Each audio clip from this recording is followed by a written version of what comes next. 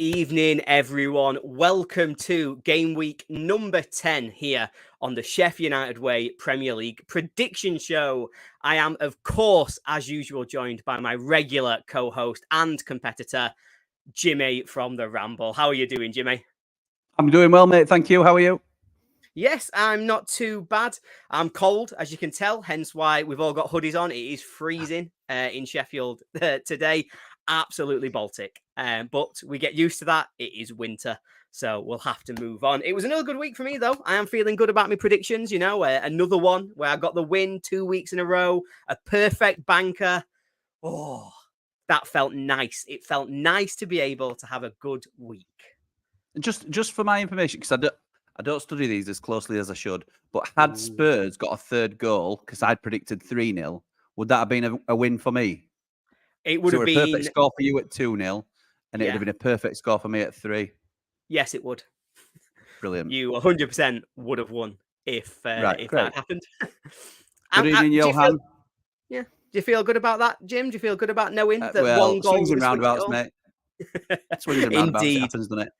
Indeed. And it means I am closing the gap just a little bit. I'm 7 points behind, but I am getting there. So I am going to be catching you up at some point, please, to God. But once again, the viewers paved the way with the top score for the weekend. Jack Atkins got 15 points, which is an absolutely cracking effort. And I do want to shout out Sheffield United FTV as well, who got 13 points, which is also a cracking effort. So, yeah, we've still got the viewers showing up and doing a little bit better than us, which is always going to be the case, but it still hurts just a little bit. So let's get into this week's games then, Jimmy, and tell me what you're thinking. We've just talked about them. What do you think of Spurs, and what do you think to this game? I think Spurs are top class, to be honest, and I don't see it stopping anytime soon. I saw a stat today that Maddison and Son have picked up where Kane and Son left off. I think Postecoglou has got them playing with flair and freedom, and they're a frightening outfit to face at the minute. Obviously, United, being ourselves, came very close against Spurs, but just couldn't last the 150-odd minutes that the ref decided to play till they got a winner. But they are, all joking aside, they are a very strong side. And Palace, even though they'll be at home, I don't think they'll have enough to contain Tottenham. I think they might nick a goal, but Spurs are in fine form at the minute, and I don't see anything other than a Spurs victory. I know you've gone the same. Yeah, no, I completely agree, to be honest. Looking at Spurs' record this season, they have dropped points in 2 London derbies, both away from home. So maybe there's a chance that that's their Achilles heel and it's just away in London that they're going to struggle. But I just don't see it at all, because I don't think it's going to be a big score. Palace have got a pretty good defensive record. I mean, they got a spanking off Newcastle last week, which can happen to anyone. Anyone can get a spanking off Newcastle. Happens to the best of them. To the best of them. Best teams in the league are going to get spanking off Newcastle. So, that's the kind of thing that happens. But they're still in the top 7 for their defensive record so far this season. So they're not going to get battered. I do think that it'll be a competitive game, but I agree with you. Spurs are just the better team, aren't they? Yeah, agreed. Let's see what we think. So on to Bournemouth versus Burnley. Now, this is an interesting one for me because, look, if I'm being honest, neither of these teams are very good. So I've gone through it. Bournemouth have scored the least goals in the league. Burnley have scored the joint second least goals in the league. Bournemouth have got the 18th best XG. Burnley have got the 19th best XG. This is just a ridiculous game of 2 teams who cannot create chances and cannot finish them. So why have I gone for 2-2? Because they're also terrible at defending. Both teams, on average, have conceded 2 goals per game so far this season, more than 2 goals per game so far this season. This is a relegation scrap as far as I'm concerned, with 2 teams who are going to be down there all season. So I think bad defending and desperation, that both teams are going to be desperate to try and win this, means a pretty entertaining but ultimately disappointing draw for both teams. But you're continuing a theme, Jimmy. I am, and I don't want Johan to think it's by design, although I'm not exactly a fan of Sander Berge, as is probably evident. Having said that, I think I agree with you to a degree. I think they're both very poor teams, and this is coming from a Sheffield United fan. I include us in that bracket. We're the only team worse in most measures. Yeah, absolutely, yeah. We are in a league of 4, and these are 2 of them, and I would say that I'll be amazed. And I don't think their strikers are good enough to make these defenders look bad. So I will say I don't think either team will score twice. I only give Bournemouth the nudge because of the home advantage, and I think they've got quite a superior quality that hasn't yet been seen. Areola is absolutely on the brink by the sound of things, and I think Company could be relegated and still keep his job. So I think Bournemouth are the more desperate of the two to get the win. And despite, I think it'll still be, end-to-end stuff. But I don't think there'll be the goals in it that we'd like to see. I hope I'm wrong, because it'd be good to see. But I think it's only going to be a narrow one way or other. And if it's going to go one way or other, I'd like a draw. But if it's going to go one way or other, come on, Bournemouth. Yeah, and to be honest with you, I think this for me, I'm probably trying to manifest a draw, because I think that is something that very much benefits us. And of course, that brings us on to talking about us.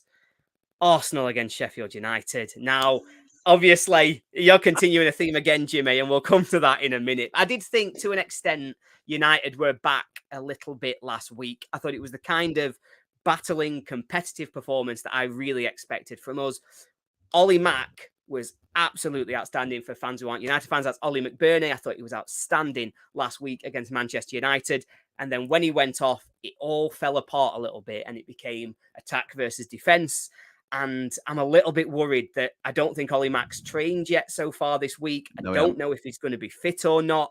And so if it's going to be attack versus defence, there is no way we can keep out Arsenal, not the way that they are at the moment. So I do think that this one could be you write it off because it's 0.5 away, but I do think it could be a chastening afternoon. Well, yeah, I am continuing a theme. This is more with hope than sort of any substance at all. I'd like to think Aston Trusty will be man of the match against his former side. I think what I will say about United is, and it's a bit of a weak reasoning, but I genuinely think we up our levels depending on the opposition. So there we go. I'll be honest, Sheffield United won. Arsenal always super rubbish against teams. Right, okay, fair dues. And that's fair because we are in that category. But I would say we up our levels to the opposition. And we've seen it against City, we've seen it against Tottenham, saw it against Man United. We weren't out of the game in those affairs. We were well in it, to be fair, and could have got something out of those games. So I wouldn't be as shocked as a lot of people will be if my score came in.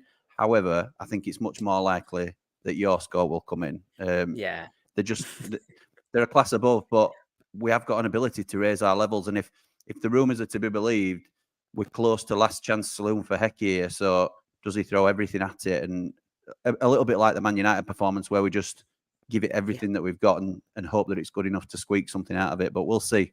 We'll see. It's certainly not my banker, put it that way.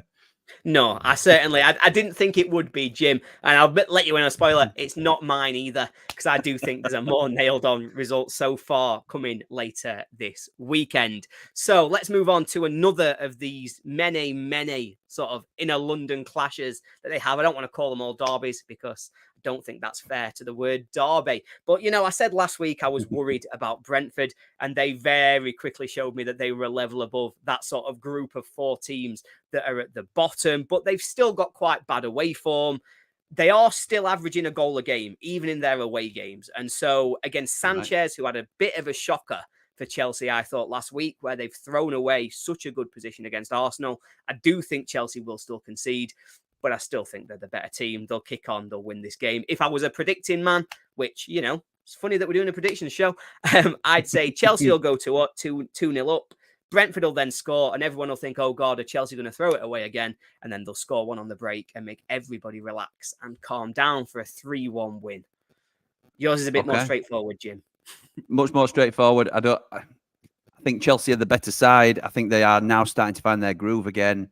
They were always going to with the quality that they had in the squad, but Mudryk getting on the score sheet and sort of getting a bit of rhythm about him. Conor Gallagher playing well in central midfield, making things tick for him. I like the centre half that the England centre half. Colwill, is it? So Colwill, yeah. They are starting to click, and I think they'll be too much for Brentford, who obviously saw off Burnley with ease. Johan last week, however, I think Chelsea is a massive step up from lowly Burnley, and I think Chelsea will take it 2-0. And Johan was so nice to United a minute ago. I like you, Johan. Ignore Jim. I think you'll be fine. You're going to get relegated with us, but that means you can come to the predictions again next year in the Championship. It'll be great. Don't worry about it. None of my comments are a reflection of the Sheffield United way. It must stop. I have to put that disclaimer out there. Yeah, indeed. So let's move on to Wolves against Newcastle. Now, this is one of my relatively controversial picks for this week, but you know what? For me, this is a prediction that is actually just about Wolves, because I do think they've turned a corner. They're unbeaten in their last 4. They've put in fairly impressive performances so far. You know, they've drawn with Villa, beaten Man City. They were leading against Liverpool until late on. You know, they've actually got quite a good record at home. They generally go ahead, but they have also got a little bit of a record of being sort of pegged back once they have gone ahead. You know, Man City got it back to 1-1. Villa went 1-0 down, 1-1. Liverpool, They were 1-0 up, lost 3-1. So I'm going to say 1-1. I'm going to say Wolves to score first and then get pegged back, just like we've seen in a lot of their home games. But I do want to say how impressive Gary O'Neill has been. And I thought actually he was outstanding on Monday Night Football as well. Agreed. Earlier this week, if anyone had the chance to see that. And so I thought that was worth a shout out. But yours may be the sensible prediction, Jim. He did himself the world of good, I thought, in terms of his reputation. And I think he's been sort of the unfashionable Premier League manager at the minute, but getting the results. And obviously, you see him being sacked at Bournemouth after getting him out of relegation trouble, just for a name. And it's not worked for Bournemouth. And to be fair, with them sort of changes, a little bit like Birmingham, I think they deserve everything they get when they're not rewarding the managers who are doing a decent job. Having said that, I think you're right. I think Wolves have turned a corner. I think they're better than people are giving them credit for. I think they struggle to score goals, but I've been okay at home, as you've said. So whilst having said that, I think Newcastle will be too much for them. I think Wolves are pulled out of that. It was a League of 5. I think it's now a League of 4 with us, Bournemouth, Burnley and Luton. Yep. And Wolves are now out of that mix. I think they'll be okay, but I think Newcastle will have too much for them. There's levels in this league, and it's one of the most obvious seasons for the levels in the league, I think, in terms of this. So in my eyes, it makes these sort of games a little bit easier to predict. I mean, cue the Wolves 2-0 victory, but I think a Newcastle win. I can't see anything else but a Newcastle win here.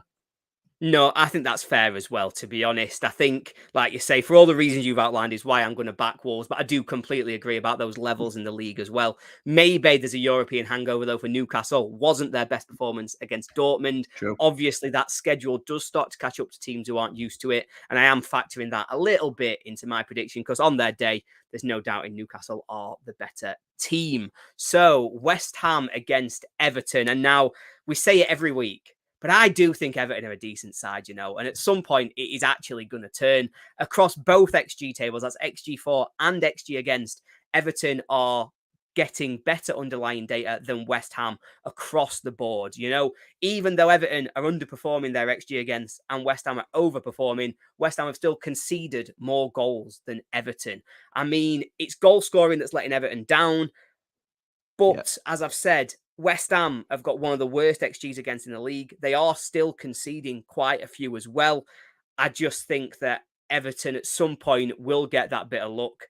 I don't think they'll get all the luck they deserve in this one, because I think somebody like Jared Bowen, when he's on fire as he is at the minute, can make a difference on his own. So I'm going 2-2, but I do think that Everton have probably pulled themselves. They're another one who I think started in that mini League of 6 that have probably proved themselves a little bit better than that. Yeah, I think you're right, mate. I think you're right. It's this is more because I don't think Everton have quite clicked yet, not because I don't think they're good enough to get a result. It will change at some point. The underlying numbers tell you that. I think scoring goals is one of the most difficult things to do. I think that's what put them and Wolves both in a difficult position at the beginning of the season. But I think it's tricky to go to West Ham and get anything for anybody. And like you said, they've got game-changing players who on the day can make the difference. Jared Bowen turns up. Even Mikel Antonio at his age can still put a performance in that turns it on and is the difference, unfortunately. So I think in that little sort of league of levels, West Ham are above Everton at the moment, and the fact they're at home, I see them taking the points. No, completely get that. And again, can see it coming in. Again, we have to just wait and see where they go, whether or not West Ham are affected by, again, European participation, which I think does make a difference. And I've referenced that twice now because it plays a big part of my next one. Of course, Aston Villa playing in Europe. So they obviously will have a European hangover. Now, I know what you're saying, Jim, and I know that this is a bit much because this is disrespectful to Luton, who have been better, shall I say. They're not a great team, but they're a better team than they've been You're given better credit than this, for. Ollie. You're better than this. So Aston Villa have played 4 games at Villa Park so far this season. They've won all 4, and their average goals scored across those games is 4.25 per game. Like, they are scoring at a crazy rate when they play at Villa Park. They've won 6-1. They've won 4-0. They are scoring goals when they play at home. And so while I like Luton, and I recognise that this will seem disrespectful to them, their season is not defined in going away to teams who are going to be European challengers, but who also are absolutely flying when they play at home at the minute. So tell me why 3-0 is more reasonable.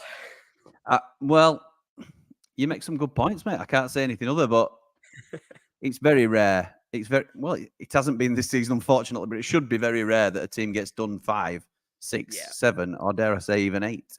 So it's mad to think that could be a sensible prediction, but with the evidence you've presented, it probably adds up a little bit, which is, it's disappointing for a supporter of a promoted side like myself and obviously yourself, but Luton as well are in a similar boat. The levels are astronomical in terms of trying to bridge that gap. We can't get close at the minute, and it's probably got, striving to be the old yo-yo team, maybe something that unfortunately has to return. But I still can't write Luton off. Listen, I've got them losing 3 as well, so I can't make a strong case for them. But I can't. I still think they've more character about them, certainly than we showed against Newcastle and the couple of games following that. I think they're built on character and togetherness. And I would hope that even if they get 1 or 2 that go in against them, that they wouldn't be an heads down sort of side and get tonked 5. But they could do, mate. They could do. So I think it's a more sort of rational 3-0, but 5. It could be 5, and I'm sorry to all the Hatters out there. I know. I feel bad for him because obviously you want to see him do well in this kind of thing, but you just, no, I don't. I want to see him be worse than us, to be honest. So I'd like it to be 9. But, whatever. However it goes, is how it goes. Mate, if it batters their goal difference, I'm all for it. Yeah, I agree. Let's just get them down below us, ruin the goal difference. That'll be fine by me. But come to a comment in chat, because we did just talk a little bit about Everton, and we referenced that, we don't think they're going to be in that relegation battle. We think they're potentially better than the other teams that are in and around them. There is, of course, this potential points deduction hanging over their head. It's being suggested by the Premier League that they could end up with a 12-point deduction as a result of their breaching of FFP rules. Dare we get hopeful on that, Jim? I think it's a lot more likely they get something like a 6 points suspended for 12 months. Correct. And then just that's exactly what happened. Continue going through That's it. exactly what happened.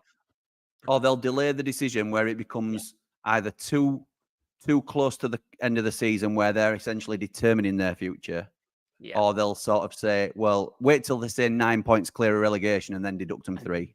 I think that's much more likely in line with what we've seen in the past. So I appreciate it, Scotty. I'd love to be on board with your optimistic thoughts on that. To any sort of backdoor way that Sheffield United can potentially survive. But listen, I think relying on things like that is pie in the sky sort of thing. I agree. Yeah, I just don't think we've got a comment that's just come in from your leader that they'll be back above. That's optimism for you. That's a true blade right there, and that's not even being sarcastic. That's true. I tell you what, that sums up United fans in terms of our optimism, but also he's probably right, which is what's even worse about it. So let's go into, we've got 3 games left to cover. So first of all, we're starting with Brighton against Fulham. I'll let you take the lead on this one, Jim. Yeah, listen, straightforward. I'm not a big Fulham fan. Well, that's a bit harsh. I don't mean it in that way. It's more a case that I'm not impressed by Fulham at all. They were better than us. And listen, I have to caveat nearly every team I'm talking about when I'm doing them down. That look, they're better than us, but I think they're rubbish. So Brighton, I think, are just a level above. I feel like I'm repeating myself in a similar manner to previous games, but Brighton they've been a bit patchy recently, to be fair. I think they've got a lot of injuries currently, which doesn't help their cause. But if anybody's got strength in depth to overcome it from, things, there'll be an unnamed player from, back and beyond that they've brought in for 500 grand they'll end up selling for 60 mil in a couple of seasons that'll come in and revitalise them, no doubt about it, because right now that the team of rejuvenation out there. But yeah, they'll be too good for Fulham, I think, at the weekend. You clearly agree, mate. You're on same wavelength completely there. agree. And, it is a bad patch. You referenced it yourself. It's 1 win in 7 for Brighton. I do think that I think they're the team who have most notably been affected by the Europa League schedule. I think there's a couple of injuries, then the schedule, and that has clearly had an impact on them. They're not used to it. The manager's not used to it. The team's not used to it. So it is going to have an impact. But basically, you summed it up. I think they are better than Fulham. They have got one of the best sort of goals scored rates in the league. I think they're third in terms of the most goals scored. And when it clicks against what I think are poor opposition, it's really hard to look past them. Because I agree with you. Again, they're better than us, but I really don't think Fulham are all that at all. So, 2 games left. Liverpool against Forest.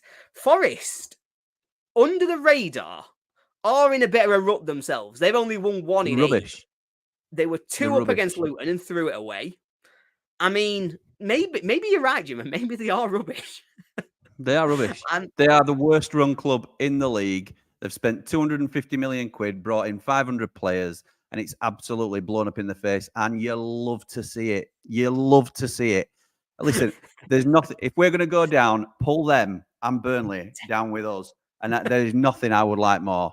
They are rubbish. And to be fair, they haven't been the same since Morgan Gibbs-White had that, life-threatening injury against Man City where Rodri grabbed him round the throat and he was almost stretched off the pitch before bouncing back to his feet 10 seconds later. So, yeah, I think Liverpool, hopefully, and I'm not a massive Liverpool fan, but they are very, very good. I hope Liverpool absolutely spank them and keep them in the little box that they're in at the minute, because it's good to see.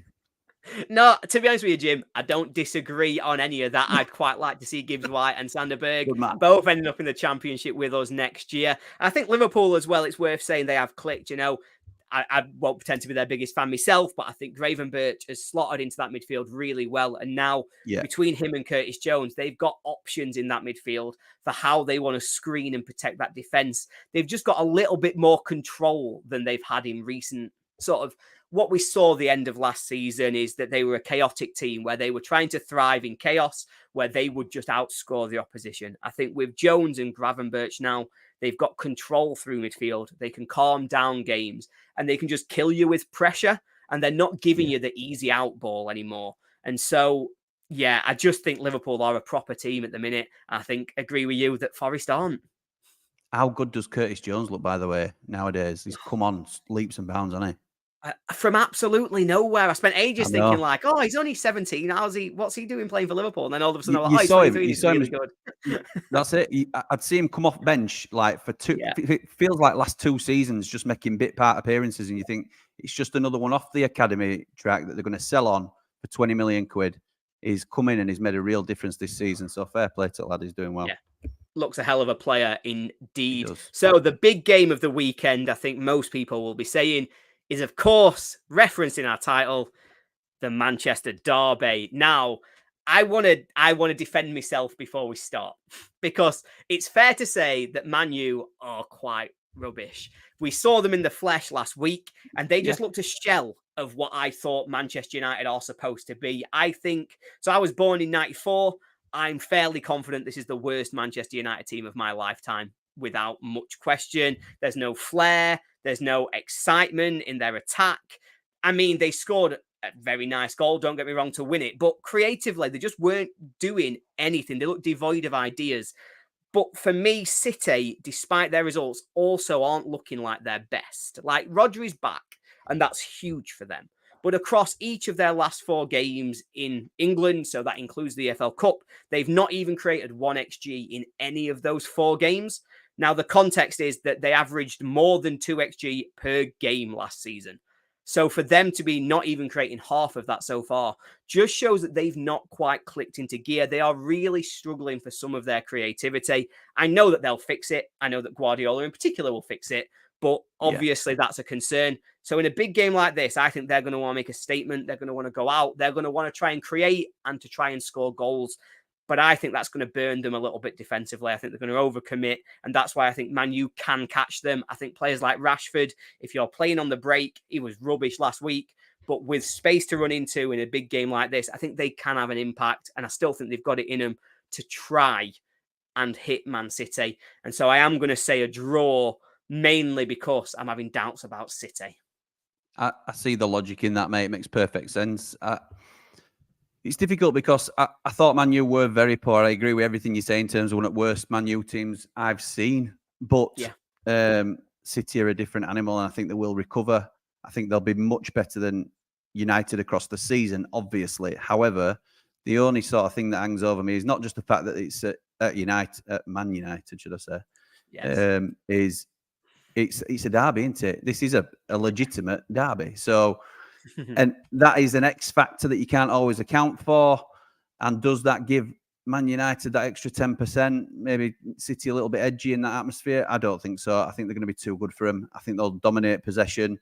I think if they're playing Johnny Evans and Harry Maguire at back like they did against us, then they'll do what we should have done and pass it to their forwards' feet and get in and around them. So, we'll see how it goes. But listen, Erling Haaland up against Johnny Evans, it'll probably be Varane, but I think it's only one outcome. City will come good again and eventually run away with league. So it's just a matter of when.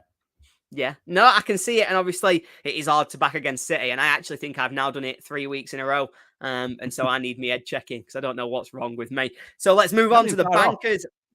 I'll start us off. I've gone for Aston Villa for my banker. Obviously, I've committed to them having a very big victory. I think at home, they are one of the best teams in the league. And so I'm very confident that they're going to pick up the win in this one. What are you going for? I've just double-checked my banker, and it's Chelsea to beat Brentford.